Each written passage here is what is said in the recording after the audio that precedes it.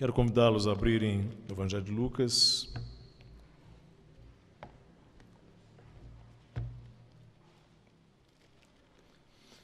Capítulo 22.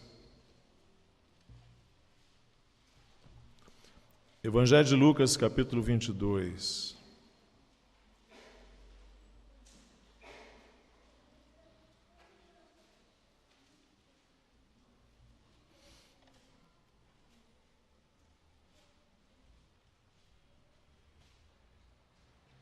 Os versos 19 e 20. Evangelho de Lucas, capítulo 22, versos 19 e 20.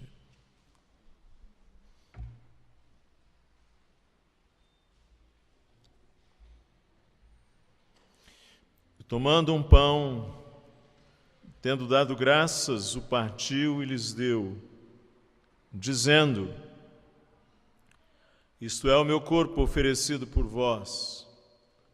Fazei isto em memória de mim. Semelhantemente, depois de cear, tomou o cálice, dizendo: Este é o cálice da nova aliança no meu sangue, derramado em favor de vós. Até aí. Vou pedir a gentileza de alguém desligar essa luz lateral que está fazendo um ruído aqui. Obrigado. Hoje nós vamos estar celebrando a ceia do Senhor.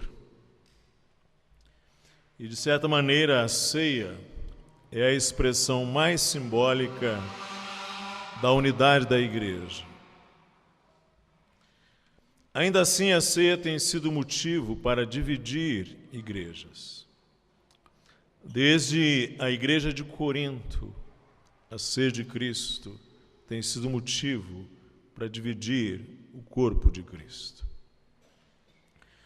Nós vamos aprender com Jesus e com os apóstolos a celebrar a ceia. E ainda que o ensinamento da Bíblia sobre a ceia do Senhor não seja complicado, muitas diferenças de entendimento apareceram depois do tempo do Novo Testamento. E o único modo de nós sabermos que estamos seguindo o Senhor é estudar as instruções e imitar os exemplos que encontramos no Novo Testamento. O texto diz do Evangelho que, tomando um pão, tendo dado graças, o partiu e lhes deu, dizendo: Isto é o meu corpo oferecido por vós. Fazei isto em memória de mim. Semelhantemente, depois de cear, tomou o cálice, dizendo: Este é o cálice da nova aliança no meu sangue, derramado em favor de vós. Observem os irmãos algo que esse texto nos mostra. Cristo instituiu a ceia para nos remeter a Ele. Ele disse: Fazei isto em memória de mim. O que significa lembrar? O que se quer dizer por memória?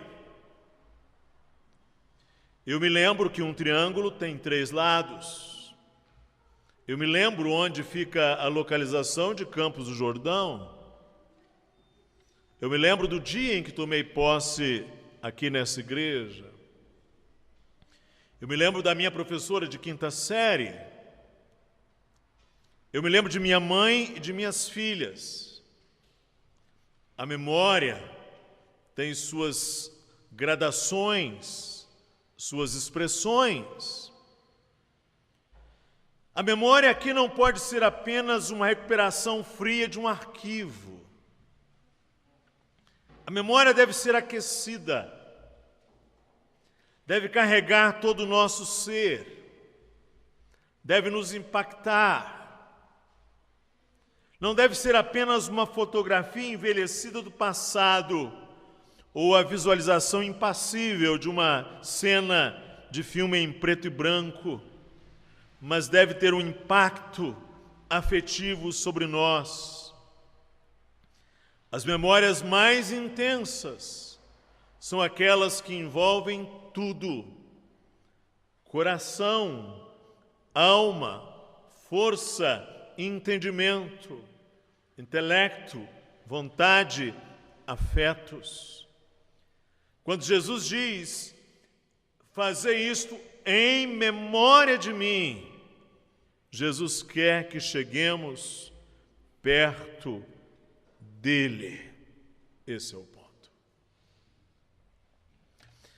E Jesus diz, em segundo lugar, que o seu sacrifício é em favor de seus discípulos.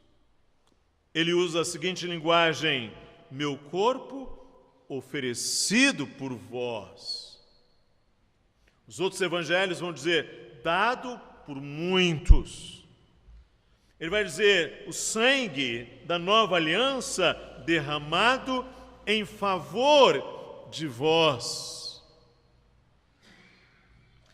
Há um sentido universal do sacrifício de Cristo. Há um sentido, sim, universal do sacrifício de Cristo. Mas quando se trata do alcance da redenção, o sacrifício de Cristo tem uma intencionalidade específica. De Jesus, ele é oferecido por vós. Ele é derramado em favor de vós. Essa é uma razão porque nem todos são salvos. Nem todos são comprados, redimidos. A morte de Cristo tem características substitutivas, vicárias. É um sacrifício sacerdotal, é representativo. E ele diz, meu corpo que é dado por vós, meu sangue derramado em favor de vós. Se você veio a Cristo e creu nele, você não tenha dúvidas, Jesus morreu por você. Em terceiro lugar, observe o corpo oferecido por Cristo, simbolizado aqui no pão que é partido. E o sangue derramado reúnem um povo na nova aliança. Este é o cálice da nova aliança no meu sangue, derramado em favor de vós. As alianças que Deus propôs foram algumas, com Noé, com Abraão, com Davi, Deus que as propôs. Deus entra em aliança com os homens, gratuita e soberanamente. E agora ele entra em aliança conosco por meio de Jesus Cristo. Nós estamos em aliança com Cristo. Lá na cruz, o Senhor nos uniu a Ele eternamente. Estamos eternamente unidos a Cristo. Isso já traz em si algo muito importante. Porque se nós estamos unidos e pactuados com Ele, com Cristo, então nós também entramos em aliança uns com os outros. Se nós estamos unidos em Cristo, nós então estamos em aliança, em pacto uns com os outros. Por isso não existe um cristianismo sem que eu esteja em aliança com os meus irmãos e irmãs. Eu faço parte de um exército, de uma família, de um povo que está unido a Cristo. Essa é a razão porque Jesus usa o pronome no plural, vós, por vós. Aqueles por quem Cristo morreu. Então, a ceia do Senhor não é um ato individual, Embora haja um aspecto de exame individual, a ceia do Senhor é uma refeição comunitária. A ceia do Senhor é uma refeição de família, a mesa da qual nós partilhamos enquanto corpo. Vamos nos lembrar um pouco o que é igreja. Porque não se pode pensar em ceia sem se pensar o que é igreja. A palavra igreja, no Novo Testamento, boa parte das vezes se refere a uma congregação local, como esta, como tantas que temos nesse país. No livro de Apocalipse, por exemplo, se fala de 7 igrejas que estavam na região da Ásia. 7 igrejas, 7 congregações locais.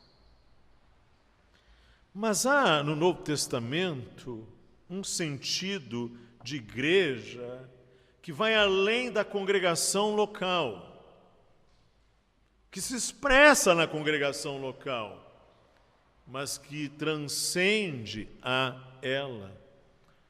Por exemplo, a palavra de Deus diz que há um só Cristo, que com um só sacrifício redimiu um povo só, denominado de a Igreja de Deus. Como há um só Deus e um só Cristo, há uma só igreja.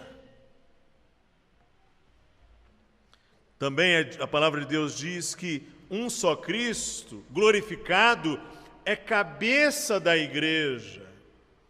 Uma só mente, e ele só tem um só corpo. A igreja é referida numa referência para todas as gerações, e diz Jesus que ele vai edificar a sua igreja, e as portas do inferno não prevalecerão contra ela. Congregações locais podem ter seu fim, mas a igreja de Cristo não. Congregações locais às vezes acabam, aliás eu falei das igrejas da Ásia, muitas delas já hoje não existem, como a igreja de Éfeso, por exemplo. Mas Jesus veio edificar a sua igreja e ela permanece para sempre. A igreja redimida é referida como uma, cuidado enquanto uma e glorificada enquanto uma. Em Atos 9:31, quando o apóstolo fala de uma igreja numa mesma região, ele vai mencionar a igreja naquela referida região.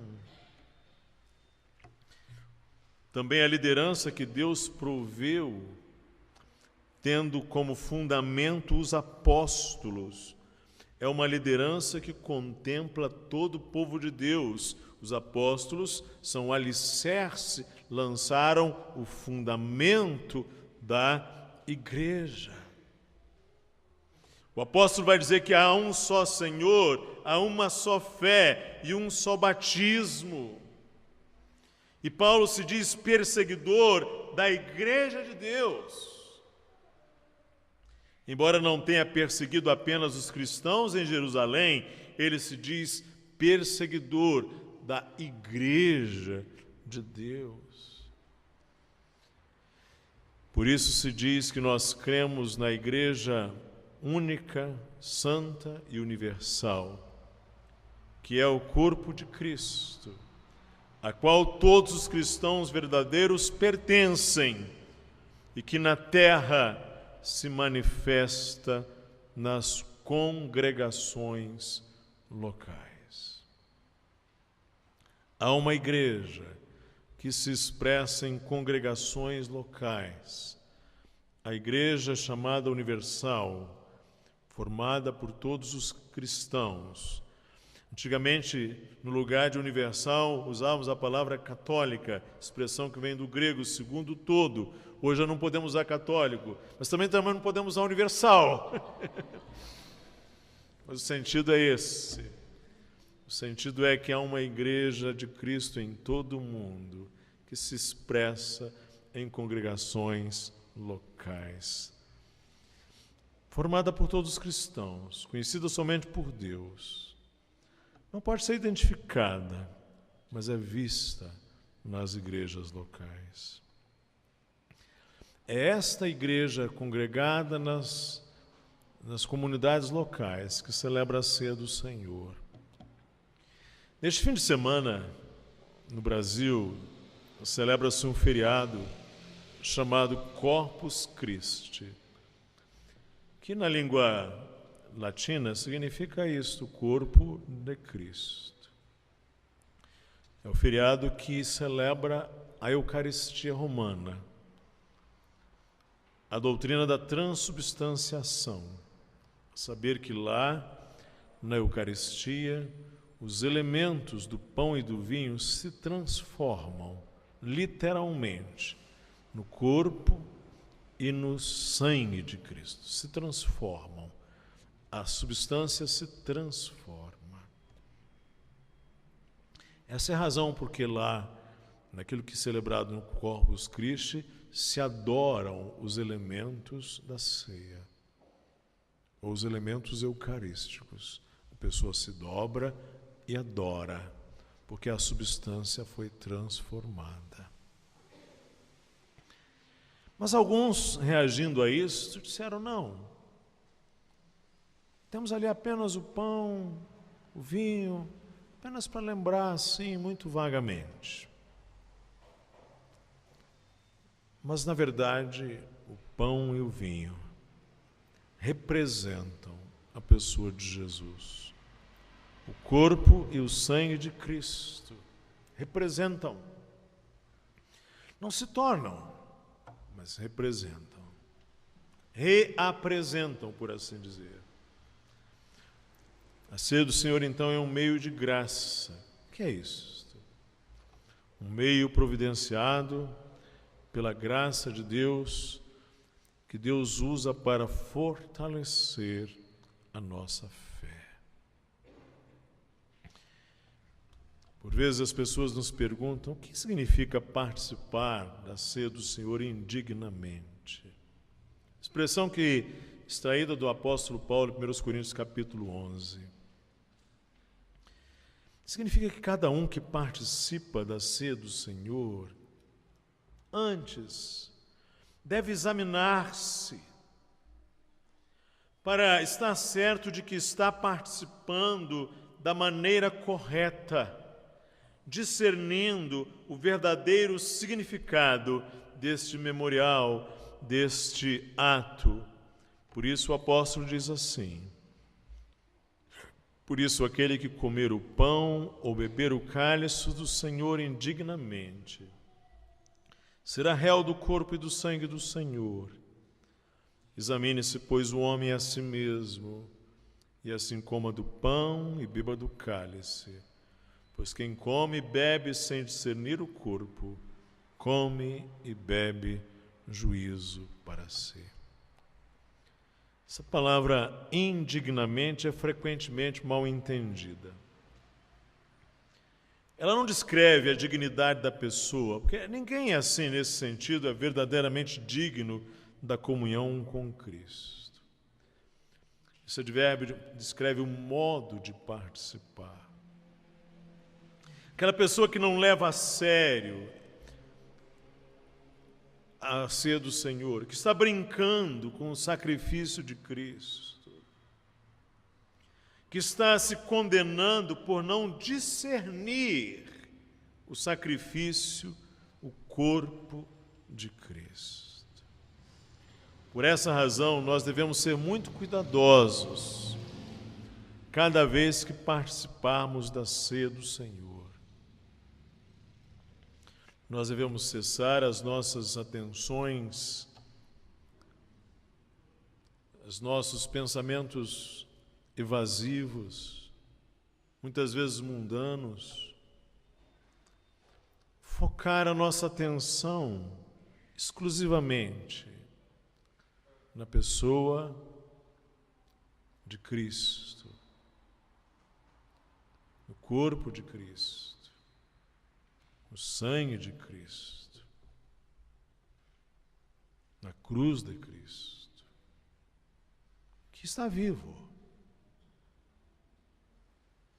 Se tratarmos a ceia do Senhor como um mero ritual, ou se a tomarmos levianamente e deixarmos de meditar no seu significado, nós condenamos-nos a nós mesmos diante de Deus. E alguém vai perguntar: pastor, mas e o pecado? O que a gente deve fazer? Minha ceia foi instituída como oportunidade para que você firme o propósito de abandonar o pecado e comer do pão e beber do cálice. Não é para você sair por aí, voltar para casa, voltando as costas para o corpo e o sangue de Cristo, permanecendo na mesma condição, repetindo a mesma postura. Não é isto. Às vezes eu ouço as pessoas dizer: não, estou em pecado, não vou participar da Santa Ceia. Mas, ou seja, você já está em pecado e agora está aumentando. Porque você está se mantendo nessa condição, dando as costas para aquilo que Cristo providenciou, simbolizado, representado no corpo e no sangue. O que se espera é justamente que você renuncie, abandone o seu pecado. Que naquele momento você peça a Deus perdão e diga: Senhor, nesse momento firmo o propósito. Eu corto os meus laços, os meus vínculos com isto. A partir de agora vou me empenhar de corpo e alma para lutar contra isto. Quero pedir a graça e a força de Cristo, o poder do Espírito de Deus, me habilitando para tanto. Não é para você deixar de participar, é para você participar em contrição e arrependimento. Eu quero trazer algumas palavras finais, 2 palavras breves. Nós devemos investir na unidade consumada do corpo de Cristo, que é a igreja. Devemos dizer não a essas ideias individualistas.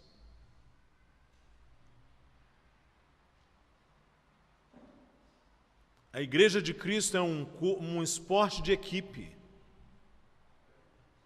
Não existe, irmãos, esse cristianismo de cavaleiros solitários, de indivíduos ali sozinhos.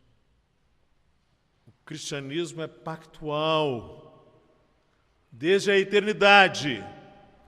Pai, Filho e Espírito Santo, que entra em aliança com os homens. Existe a igreja. A ceia do Senhor deve ser morte ao individualismo, ao egoísmo. Não a individualidade, que é boa.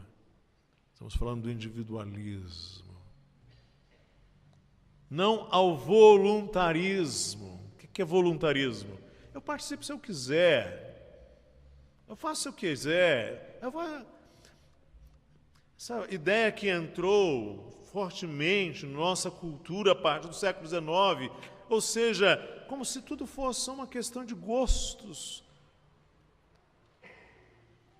E aí fica essa coisa das igrejas do tipo self-service. Eu me sirvo daquilo que eu quero, daquilo que eu gosto. Aquilo que eu não gosto, eu deixo para lá. Não é uma questão de gostar. É uma questão de ser verdadeiro ou falso bom ou ruim, certo ou errado, santo ou pecaminoso.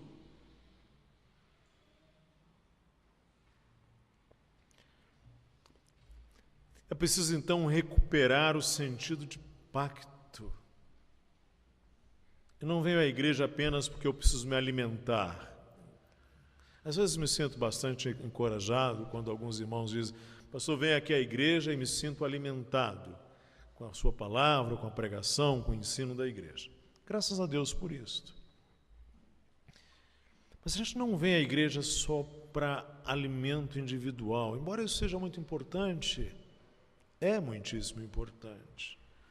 A gente vem à igreja porque nós estamos em aliança com Deus e com os irmãos. O sentido de pacto, o sentido de aliança, é algo que está se perdendo na nossa cultura. Nosso país já não tem muito isto. A cultura secular não tem muito isso, praticamente nenhuma. A gente viu isto claramente nas crises. Nessa última, por exemplo. Nas sociedades formadas com conceitos pactuais, nas crises, os seres humanos se retroalimentam. Os seres humanos, eles investem nas fragilidades uns dos outros, contribuem uns para os outros. Vocês viram o que aconteceu na nossa crise? É cada um por si. E ainda mais se apropria da fraqueza, da individualidade, da vulnerabilidade, da falta do outro. A nossa cultura é individualista. O que nós queremos é o nosso galão de combustível cheio.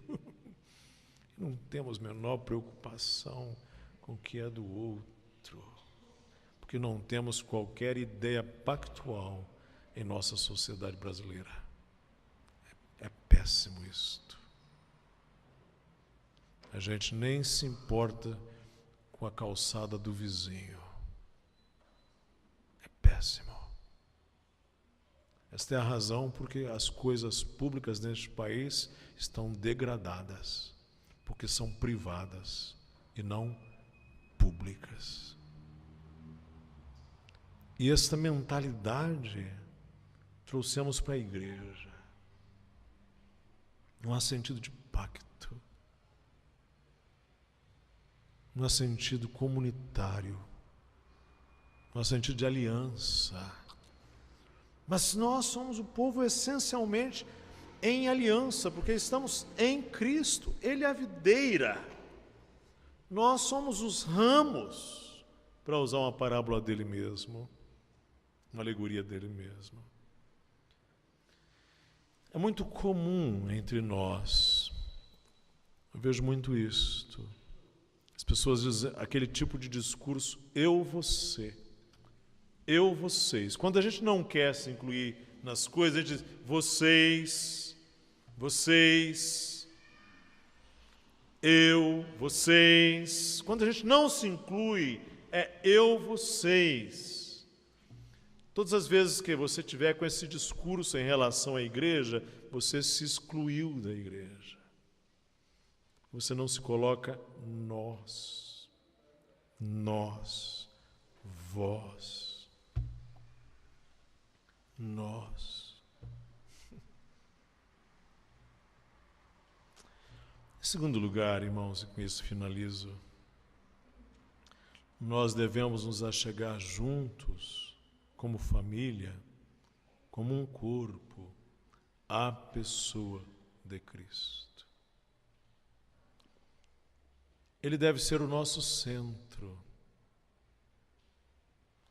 Os nossos corações devem ser aquecidos pela pessoa, pela presença e pela palavra dele.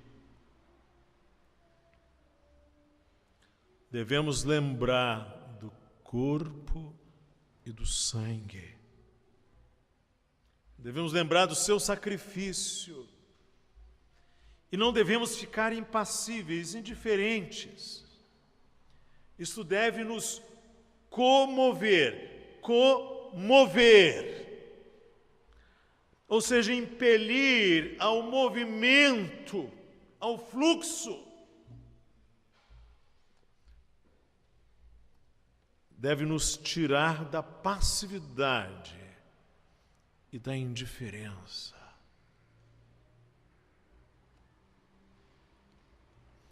Devemos nos achegar juntos, como família, como um corpo, à pessoa de Jesus Cristo.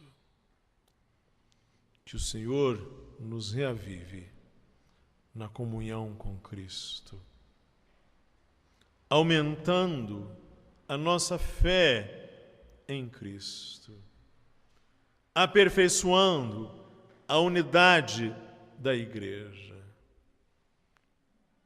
tomando como referência a mesa do Senhor. Ele disse: isto é o meu corpo, oferecido por vós. Fazei isto em memória de mim. Este é o cálice da nova aliança no meu sangue, derramado em favor de vós. Na ceia, a gente une em Cristo. O corpo dele foi partido para que o seu corpo esteja unido, para que nós estejamos unidos uns com os outros. Que Ele nos abençoe.